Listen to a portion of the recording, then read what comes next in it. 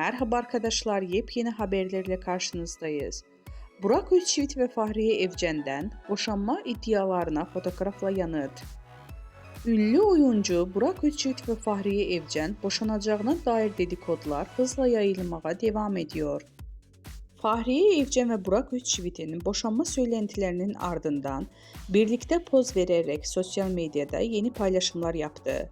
İkilinin otomobil içinde bu fotoğrafları peş peşe Instagram hesabından paylaşarak boşanma dedikodularına net bir yanıt verdi. Bu paylaşımlar çiftin ilişkilerindeki sıkıntıların, dedikoduların ibaret olduğunu ve hala mutlu bir evlilik sürdüklerini gösterdi.